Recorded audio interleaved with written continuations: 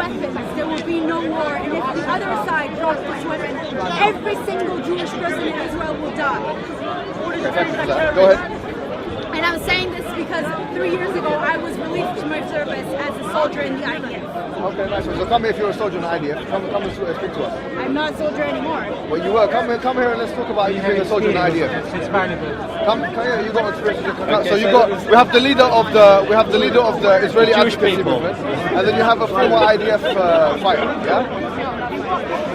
Of Israel. Whatever. You are working with the IDF. Yeah. All right. No problem. I'm happy to have you here. Thank you very much. Okay. So for me, she was talking about the history not being relevant. This is why because I've let you speak for about 3 minutes. You have. So what I was going to say to you is that why I personally believe that the history is incredibly relevant. Forget about Israel, like you said for a second. Forget about this whole Zionist thing. Forget about it. Yeah. Let's pretend we're in Speaker's Corner in 2100. Yeah. Well, 2100, or let's say 2080. And let's do a little counterfactual history right now. Yeah. Let's do a little counterfactual history right now. Yeah. Let us pretend that the Islamic State, or they call themselves the Islamic State, Daesh, or ISIS, or ISIL, or whatever they were able to establish themselves a state. Let's just pretend for the sake of argument. And now they've got their own infrastructures, they've got their own parliament, they've got this and that and whatever. Someone he's now born into the Islamic State, and now this is fast forward to 2100, comes over here at Speaker's Corner, and he's making the case for the legitimacy of the Islamic State. He starts saying, look, the Islamic State, expelled the Yazidis and these things, and he starts making excuses and these things. He says, however, what is history doesn't matter anymore, because history of the past doesn't matter. It doesn't matter. I'm not saying it doesn't matter. That's what you just said. No, so I history said doesn't that matter this anymore. argument is irrelevant anymore because Fine. both have I'm just saying, history which in means the it doesn't matter. Yeah, it doesn't matter. matter. Whichever way you say it. Rotem, if your great-grandchild spoke to that person's great-grandchild who's saying that the Islamic State is a legitimate I'm state. saying I'm tired of burying my family, and the other side is tired of burying their Okay, family no as well. problem, And in Rotem. 2008, we offered 94% of the West Bank. Rotem, I haven't got a problem with what you're saying. I'm just saying something else. You want to make But listen, Rotem, we might be youth, right? But I'm just speaking here generally about a specific counterfactual history. I want your opinion on it, right? Your great-grandchild or your grandchild or your daughter, she's having a conversation with someone else who's now part of this Islamic State where they were born in it, yeah? Or You know what? If it was 200 years ago, I would say you stay. That's why exactly I don't come to Poland or to Germany and ask the Germans to give back my grandfather's Okay, house. excellent. So the Islamic But State... that's not the case in Israel. My family has been in Israel since the Second Temple. No, that's fine. Now I've understood your point, right? Your point is, so long as you win a country in war... No, she's not saying that. Fine. She said her family has been there for 2,000 That's years. fine. at least. That's a fair enough point. If you believe in that, then you... That's not then believe, it's that's not a proven. problem. No problem. I accept. If you believe in that, that's not a problem. What you say then is you don't say, I believe in a democratic or a liberal logic. You don't say that. She's not saying that at all. So- You're talking about I'm the rights of saying I want two indigenous states. people. You're saying the Palestinians are an indigenous people. Yeah, that's what most Muslims will say. Yeah, she's saying that Jews Jews are also indigenous to that land. I've got a friend, a very close friend of mine. What we're going back to? No, I've got a friend of mine from Gaza. They lived there continuously until 48 when the Egyptians kicked them out. The Egyptians kicked them out in 1948. Yeah, when the Egyptians conquered Gaza. I thought you were talking all the way back to the ancient no, not Egyptians, fair, because I know you guys do that. That was a different religion. Go ahead. Different rulers, but no, the Egyptians kicked them out, yeah, and they had to go and do it wider Israel. All we're saying is, she said she supports a two-state solution, so she supports the potential for a Palestinian state, yeah? Why can't... Is that what you support as well? So I'll be absolutely honest, I used to be 100% for a two-state solution. What do you support now? Now I have, whether it's a one-state, two-state, 29 state, I just want peace. And whatever's going to bring peace about, that's what I support. Okay. I'll tell you what, I got from a family That's an easy thing to that say. I hope. No, it's not. I come from a family that buried their son. I need to, every year I visit my family. a Jewish family. And I have Muslim friends that buried their family as well. I go to my dad's grave, my uncle's grave, my friends' graves every single year. And I am tired of it. Okay, fine. We are sick and tired of it. But We tried with making... respect, Rotem, with respect. Like if we could... And I agree with you. There are families that lost their dear ones on the other side as well. And No, we it's not. need it to You've made, stop. sorry, Rotem, with the greatest of respect, you've made the Palestinian casualty, respecting to the Israeli casualty, the exception and not the rule. The rule is the Palestinian casualty, and the exception is the Israeli casualty.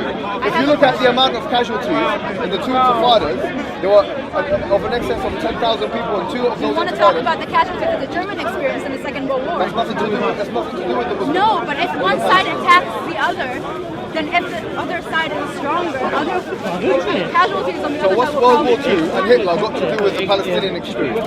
Okay, let's just say Hitler was right? He attacked England, right? He attacked England, right? Okay, yes. Right? Correct? Yeah. Sorry, my English is not as good. No, it's good. Go ahead. England fought back, right? Okay. Okay. So Yeah, all right. killed a lot of Germans, right? Killed a lot of? Germans, England, Yeah, right? okay, yeah. Germans also killed a lot of English, Yes. but England killed more Germans than England, right? England killed? More Germans than the I haven't Germans looked at the killed stats. I haven't looked at the stats. more or less.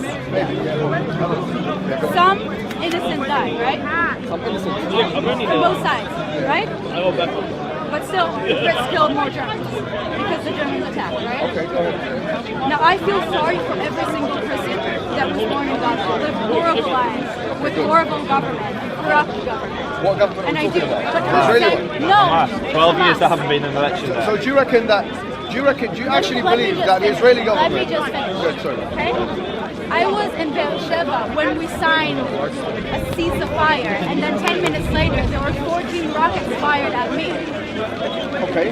If one side Those dropped little rockets its are weapon, fireworks. if Israel There's little dropped fireworks its that kill weapon, people. How many people have they killed It compared was to the not Israelis? fireworks, honey. I was there. I saw the fireworks next to me. They're small rockets. They are small Listen, rockets. There's rockets that This kill is people. this is the disgrace of the conversation, because you belittle Jewish suffering, Israeli suffering, Israeli Arab and It's Jewish not and even the Jewish. suffering part. It's if I Israel just said dropped that its the weapon, rockets we are will not all comparable. die. And if When you- Gaza stopped fighting when you've and got- wanted to when talk, you've got- the war will be over. What we're talking about is a disparity in the military capabilities of two places. We're not, because you make the mistake. You think it's just Israel and Palestinians. It's Israel, Iran, Syria. You've got major. Do you reckon that's Syria not- and it's Iran not are even involved? that. It's an Israeli-Arab conflict. Do you We've been reckon- outgunned and outnumbered. Depends on what you're It's not talking even about. You're talking about the military. recent period. We're Look, talking about the fact that You're talking about her life. Who gives Hamas the weapons they're using? What do you She was want there to like do? Who gave Hamas the weapons that they fired at her?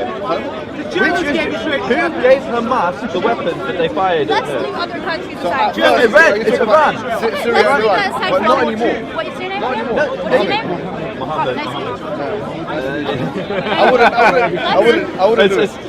I wouldn't do it. Let's not Go talk on. about other countries. Right? Let's talk about Israel. War reparations. Right? Not Iran, no We Iraq. will not do embarrass Iran someone. and Syria are not funding Hamas. You do not to Do you know who embarrass. was funding Hamas in 1980? So this is an No. age Do you of... know who was funding Hamas You're in going to say the 1980? Israeli government? Yeah, the Israeli government. Yeah, Can you show us the Biden evidence? does. May I- Well, she accepts the evidence. Do you know the reason why they were funding them? No, you tell us. Because they saw the PLO as the biggest threat. You see, Why is that funny? I find No. Why is that funny? Let me find that interesting. Let me tell you why I find that really interesting. I find this stuff incredibly interesting because, you know, depending upon the particular time period, the narrative changes. In the 1980s, you were more concerned with Arab nationalism than you were with Islamism. So now, it has to be the bad Arab, and today it has to be the bad Muslim. So the idea is this, that the So Israeli, Hamas aren't bad? the Israeli government, no, I'm not saying that they're not bad, no, we do condemn the actions that they do, of course, yeah? Like blowing themselves up and these things. I don't accept that stuff. But what I'm saying to you is, They're making people work to what build I'm tunnels. saying to you, generally speaking, is that the Israeli government has not been consistent in its policies, morally consistent. It's only been strategically consistent, in the sense that it only funds those parties which it sees is beneficial to its own cause. In the 1980s, And what if whatever. England does? What, This conversation just jumps from thing to thing. Can we just get one symbol? Can we set some premise? She's just said she recognises a future Palestinian state. I will say, if it means peace for the Jewish people and the Arab people in that region, I support a two-state solution. So I support a future Palestinian state. Can you just at least say whether you support an Israeli state or not, just so we know who we're talking to? Well, look, me personally, I don't even believe Everyone No, who- but Joseph, you've had the time to speak. So you said you could show me videos. I've just showed you a video of two Israelis. And what's happening now in that case? IDF. shooting a target which is unarmed. And what's happening? And then in that You say unarmed, I say I don't know. What's happening in that know. instance? Okay, well, No, but what's happening in that instance? he's getting shot. No, afterwards. What's They're happening now? laughing. No, They're now, today, what's happening now with Israel about that incident? There's an investigation. There's a military investigation. So nothing is going to happen from the basically. idea. Nothing's going to happen. Okay, no problem. So what I was going to say to you is, the narrative I would like you to pay attention to is the narrative that says that upon Israel's inception in 1948, up until this period of time now, just a simple looking at the map, the Palestinian territories, we'll see a constant shrinking of the Palestinian territories. Beautiful. Hold on, do you mind if I just allow you to? And that has been, for the most part, gained either through war and or through the settlements that are being put now in the form of Israeli settlements in the West Bank and other places.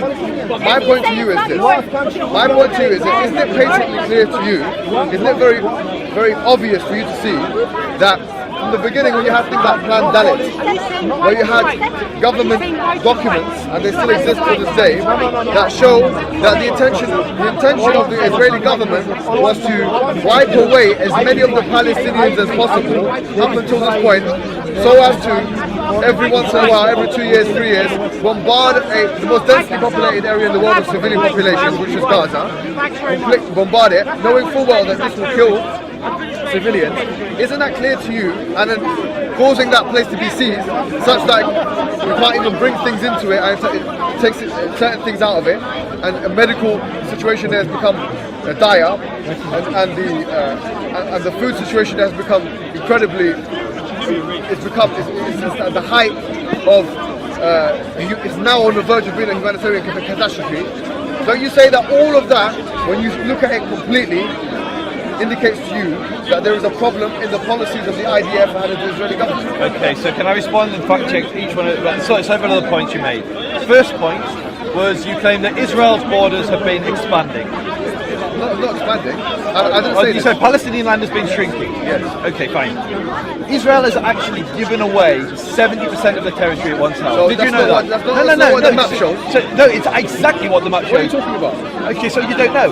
What are you- Sinai. So Israel. Sinai was never Israel's in the first place. Oh my gosh! Okay, so let's go through law. what are you Let's go through the history of the conflict. Let's go through the history of We the don't need to go through the whole history. You said Sinai. Sinai's part of This Egypt. is why I don't like arguing. People dictate the term. I respond to what you say, and then you say, I don't want to talk about You don't that. mind, Joseph. Now, come on, you don't have to get overexcited here, because here we're having a diplomatic discussion. Okay, so let me This is respond. not, I know you're trying to patronise me and calm me down. That's how it feels. You are getting angry. I'm getting animated, yes, I'm not getting angry. Okay, but you don't have to say, oh my god.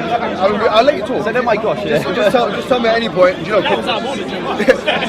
any point, if you want to talk. I'm sorry if my volume is offending you. Joseph, listen to me. But can I just respond to my point? No problem. I'll I was quiet just gonna down. say, at any point, Because if you want to talk, I'll let you talk. But I just can't finish one point, right? Now we know the two conflicts in Egypt, the 1967 conflict and the 1973 conflict, which amounted to obviously Israel taking part of Sinai away and then giving it back in 1973. I wouldn't consider, you're saying that Israel, you see here, it's the fallacy of equivocation. You said here, Israel has given back 70% of land.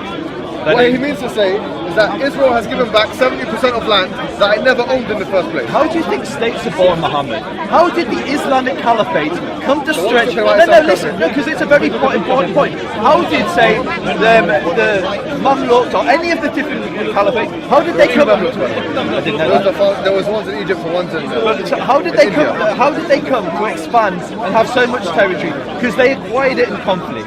In most cases, states are born out of conflict, yeah, and borders are defined by war. And the victor sets the border. Well, it depends Israel. on- Let me finish because I let you finish. Yeah. Israel was victorious in wars that it did not start, and Israel acquired land and exchanged it for peace. It gave back the Sinai Peninsula. It gave back Gaza. It gave back parts of Lebanon. It gave back the parts of the West Bank. Yeah. Yeah. And all Say of that the again, say that last bit again, say that. parts of the West Bank. So go through the list again. Gave back Sinai. Sinai. Yeah, which never was part of Israel in the first place. How are states born? How did Britain come to have its born? How come Scotland is part of the UK? Wait, hold on. No. It's a straight question. Okay, so there was an Act of the Union in 1509 or whatever it was. So the British and the Scots were fighting for a long time, yeah? There was an Act of the Union. No, but were the British and Scots fighting for a long time? Whatever it was. No, states are born out of conflict. Most of the It wasn't a war that made Scotland part of the UK, by the way. the British and the Scots were fighting. The Hold Jacobean on. Wars. Hold on. There was no war that led to Scotland being part of the UK. How come the British claimed to be in there? But there was an Act of the Union. Fine, I hear what you're saying, but was Britain and Scotland fighting for centuries? Okay, see, look, your point here is it's a bad example. Okay, I understand. You're talking about there was a time, okay, where, for example, certain countries were born out of war. Okay, I'm not saying that was going to happen. And by the way, That always happens. yeah, That is a that's history history. statement. Okay, no problem. But what I'm saying to you is that what premise are you going with? If you're, do you believe you're a liberal Democrat? No. Hold on, please. Joseph. I'm asking you a simple question, please. Do you believe in liberalism and democracy? So I would consider myself to be more of a libertarian, but yeah, I consider I have some liberal values. So you believe in And democracy, and certainly. democracy, fine. I believe if you are true to a liberal framework from a philosophical perspective, you cannot say on the one hand that okay, I believe in liberalism, and on the other hand say, well, states are born out of war, because then the counter argument will be, yeah, that's a reality, but it's not a morally acceptable reality from your perspective. Stop defining what I believe, for one.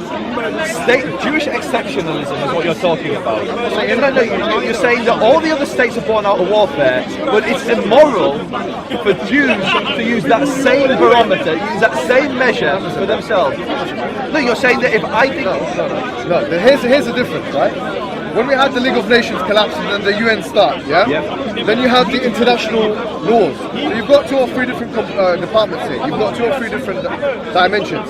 You have your own philosophical framework, which is liberalism, and democracy is from your perspective. And then you also have international laws.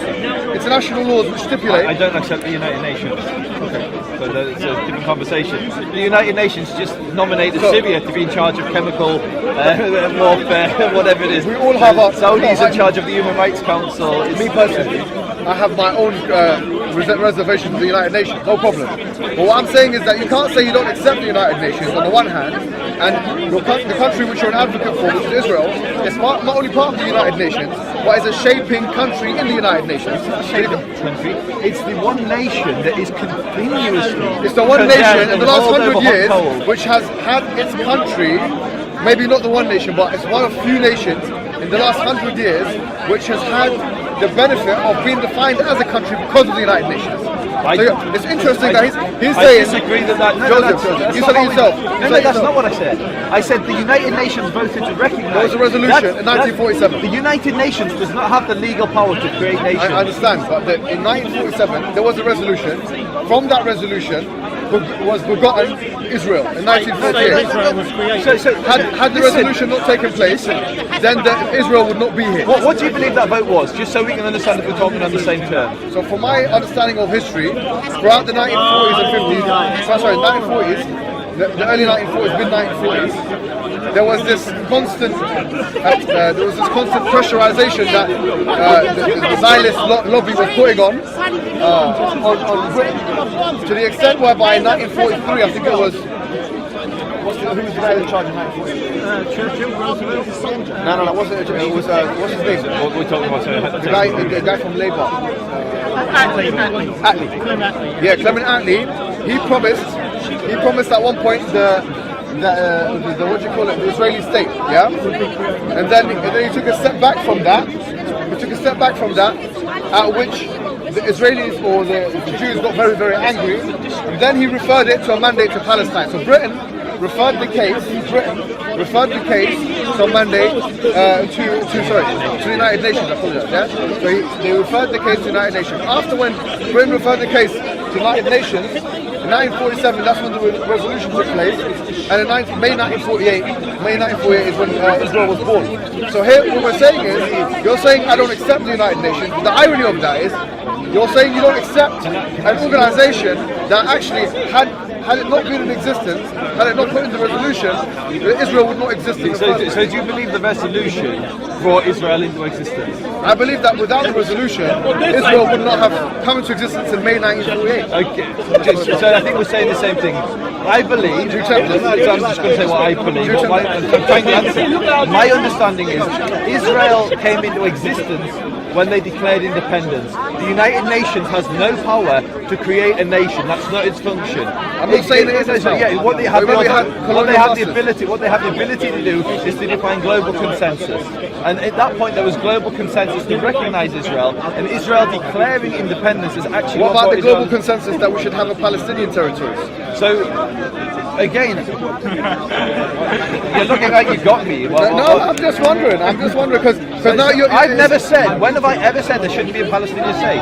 Pardon? When have I ever said there shouldn't be a Palestinian state? Okay, so you do believe in Palestinian So I just said my outlook for the solution. My solution is that I don't know whether it's one state, two states. If the Palestinian state, you're fumbling all over the place. Let me listen.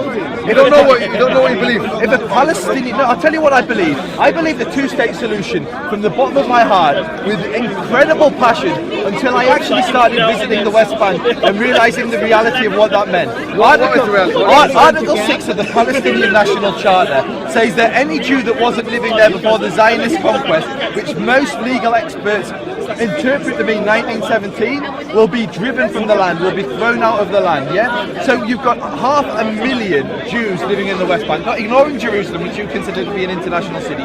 500,000 Jews living in the West Bank. What does the UN say about it?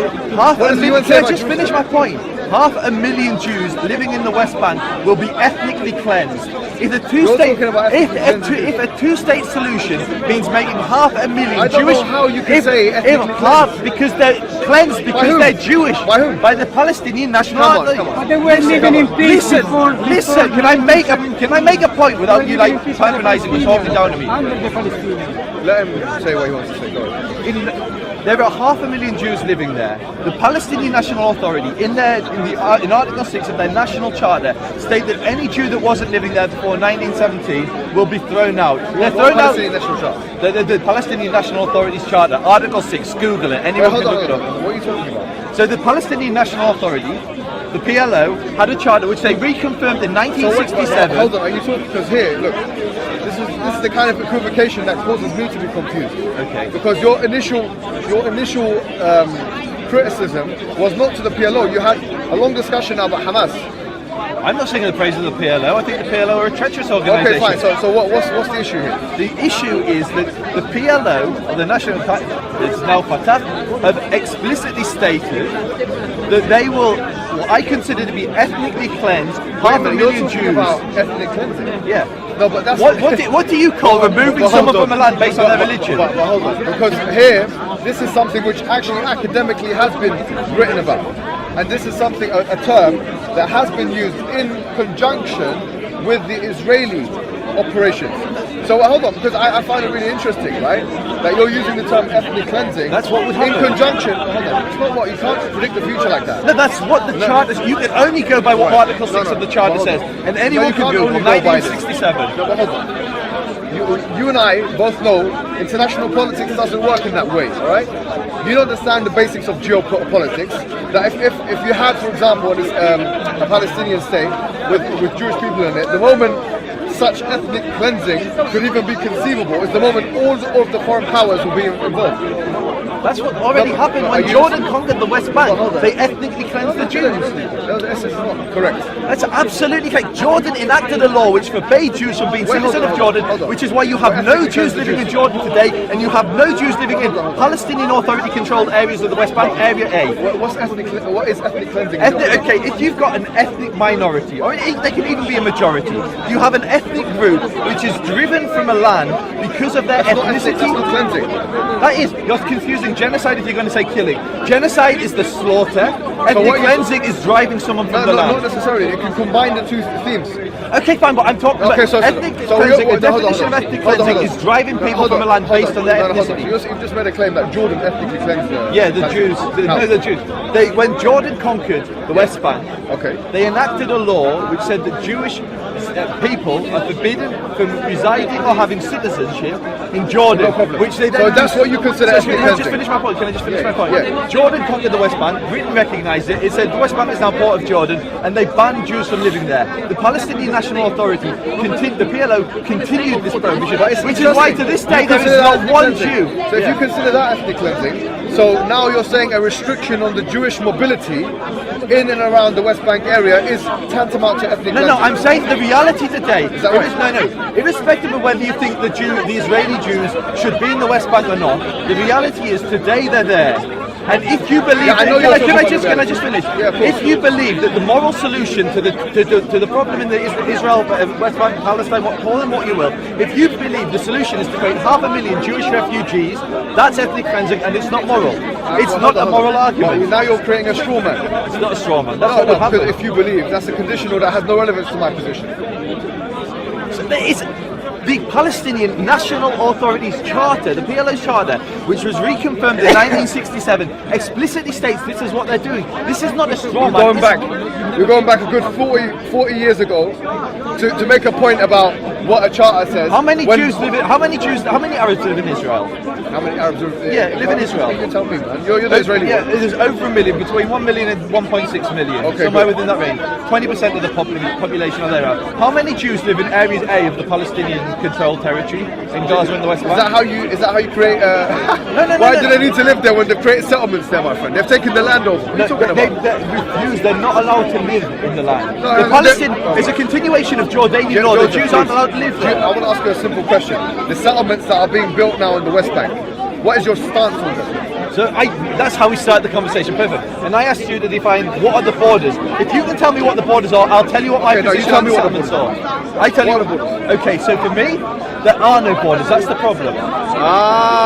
Okay, now we understand your position. There are no borders. Yeah, so what are the borders? So is Gaza not part of it? Then? No. So why are there no borders? Why don't you be clever? Why don't you ask me why there are no borders? Why rather don't- than- yeah. Oh, spooky. No, go ahead. What do you mean by that? So what I mean by that is the 1949 armistice line. Do you know the difference between the pre-67 border, the Green Line, and the 49 The armistice Golden line? Heights and these things in addition. They're basically the same thing. And so the 1949 No, they're armistice, not the so the same thing. 1949 armistice lines are the agreement with Jordan. Yes. Yeah. And so the agreement with Jordan was a temporary ceasefire. Yeah. Both Jordan and Israel categorically stated at the time of making the truce, this is a temporary ceasefire. Yeah. East Jerusalem, West Jerusalem never existed. There was no such division as East Jerusalem or West Jerusalem. Yeah.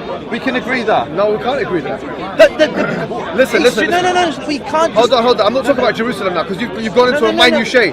We're talking about the generic. East Jerusalem, You said the that- whole term, East Jerusalem and West Jerusalem. What do you mean there's no came borders? from- What do you Sorry, mean? I didn't mean to spit. The whole agreement between Jordan created East Jerusalem. It created West Jerusalem. It created the West Bank. What's the West What Bank is- of? It's the West Bank Joseph, of Jordan. Joseph. The East Bank is Jordan. My question to you is, you've just made a statement that there are no borders.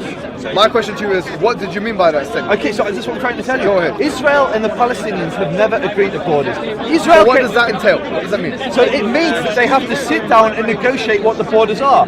And for you, Okay, hold on. Now we know, okay, as Thomas Hobbes says, covenants are but words. If they're not backed by swords, that's what he said, yeah? We know that in a situation, from an international relations perspective, where you have a stronger power versus a weaker power, in this case, no doubt, Israel represents the stronger power. Israel is the weaker power. No, It's hold on. surrounded by Arab states that want to destroy it. No, wait, no, they're not. No, they are not. No, they are not, bro. Really? So yes, Israel? Yes. No, Okay, hold just on. want to do a quick little Muslim count. hold on, How hold on. many people here would like to see Israel that's gone not- tomorrow? Hold on. Joseph, please. You're not an ignorant person, okay? Thank you. Egypt do not want the Egyptian government. Thank you for the clarification. What about the Egyptian people? Forget about the Egyptian people. They're not in control of anything. No, The military. Listen carefully. The Egyptian people are not in control of the military complex, nor are they in control of the government. The Egyptian government cannot be said to have a stated objective at this present time of wanting to destroy Israel. Why is that? Because they're in alliance with the Americans, who are in alliance with Israel. No, but what it was actually before the alliance between the American who negotiated No, peace? no, Who negotiated peace? 1973. But who I think was like Saddam. Yeah, exactly Saddam. Okay. So here, anyways, And anyways. Begin, Yeah, and they Begin, negotiated yes. peace, and they gave away land. They gave away land. It's not their land. Sinai was We're never part of we're going round in No, circles but now. you say give away land. If you attack me, yeah? Yes. You attack a nation Yeah. and you lose that No, war, I want and you you to lose the no, land. hold on. I like what you just said there. If I attack you and take your hat, which is a nice hat, yeah?